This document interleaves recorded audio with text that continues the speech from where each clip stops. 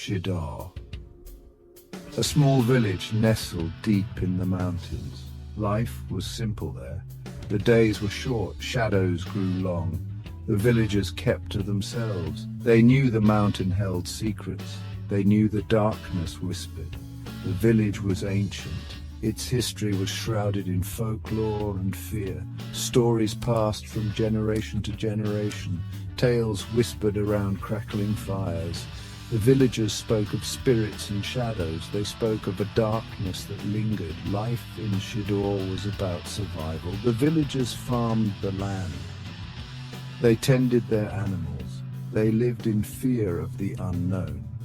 The mountains held a powerful presence. An eerie silence often fell upon the village. It was a silence that spoke volumes. The Idris family arrived in Shidor in the spring of 1974. They were a young family. They were full of hope. They were oblivious to the village's dark history. Idris, the father, was a teacher. He had accepted a position at the village school. He was eager to start his new life. His wife, Fatima, was a homemaker. She was a kind and gentle soul. She was excited about the fresh start for their family. They had 2 young children. Their son, Omar, was 7 years old. He was a curious and adventurous boy. Their daughter, Layla, was 9. She was quiet and observant. She possessed an old soul. The family moved into an old house. The house stood on the outskirts of the village. It was a large, rambling structure. The house had been empty for many years. The villagers warned them about the house. They said it was haunted, but Idris dismissed their fears. He was a man of science. He didn't believe in ghosts. The first night in the house was the longest. The family settled into their beds, but sleep wouldn't come. The silence of the house was deafening. It was broken only by the creaking of the floorboards. The wind howled outside. It seemed to whisper their names. Layla lay awake. She listened. She was afraid. She felt a presence in the house. She could hear whispers. They seemed to come from the walls.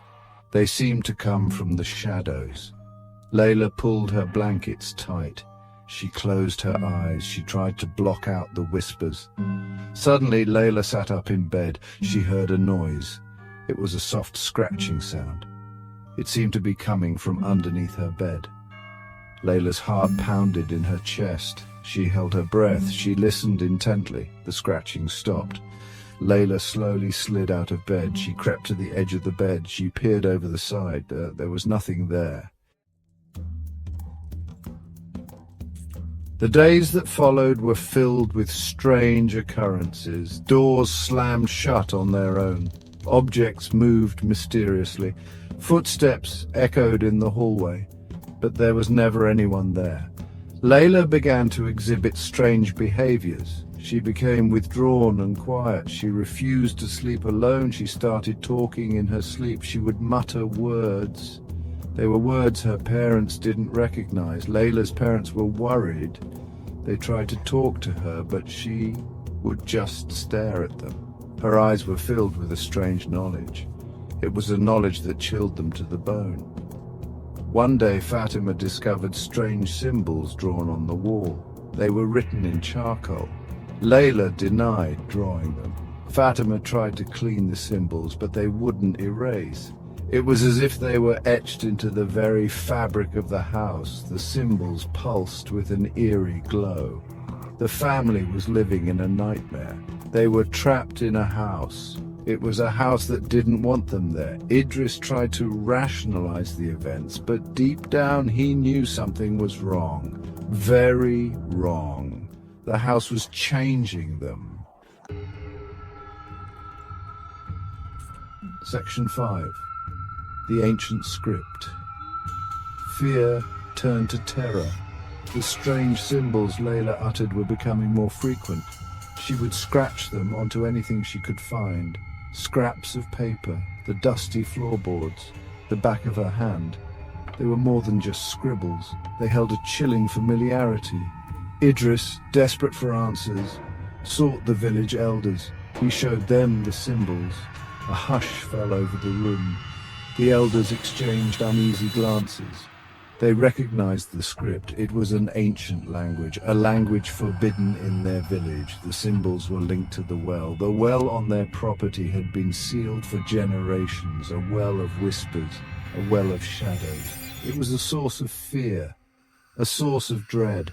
The elders warned Idris. The language was dangerous. It was a language that could summon things that should not be disturbed.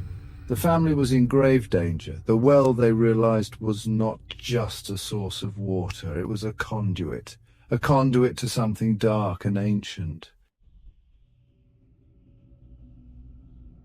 Section 6. The village elder's warning. The village elder, Hassan, a weathered man with eyes that held the weight of generations, arrived at their doorstep. He had seen too much in his lifetime. He knew the darkness that clung to their home. He knew the whispers that haunted the night. He had warned Idris. The well, he said, his voice raspy with age. It must be sealed. The language of Dim, it's calling something forth. His words hung heavy in the air. Idris, his face etched with worry, listened intently. He had dismissed the villagers' warnings before. Now he saw the truth in their eyes, the truth he could no longer ignore. "What can we do?" Idris asked, his voice betraying his growing fear. "We must protect our daughter." Hassan shook his head, his expression grave. "The ritual," he whispered, "it must be done." His words sent a chill down Idris's spine. The ritual was ancient, it was forbidden, it was their only hope. Section 7. Layla's disappearance. The house grew colder. The air grew thick with anticipation. The whispers became screams. Layla's behavior became more erratic. She scratched at the walls. She spoke in the forbidden tongue. She would stare into the well. Her eyes reflected an ancient evil. Then she vanished. Panic seized the family. They searched frantically, every room, every shadow, every corner of their nightmare. Layla was gone, taken by the whispers, taken by the well. Despair threatened to consume them. They had to get her back. They had to face the darkness. The ritual was their only hope. They had to stop the evil that had awakened. They had to seal the well. Section 8. The ritual at the well. Under the pale light of the moon, they gathered at the well. Elder Hassan, his face illuminated by the flickering light of the torches, began the ancient chant. The air crackled with unseen energy. The whispers grew louder, angrier. Idris and Fatima, their faces etched with fear and desperation, joined the chant. Their voices joined the chorus of villagers. They pleaded for their daughter's safe return. They begged for the nightmare to end. The well pulsed with an eerie green light. Shadows danced around them. The ground trembled beneath their feet. Then silence, and from the depths of the well, Layla emerged. Her eyes, once filled with innocence, now burned with an ancient fire. She spoke, but her voice was not her own. It was the voice of the well, the voice of the darkness. Section 9. The lingering dread. The ritual was a success, but at a cost.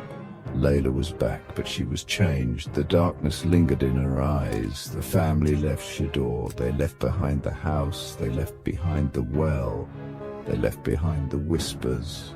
But they could never leave behind the memory. The house remained empty, a testament to the darkness that lay dormant within. The villagers avoided it. They knew the truth.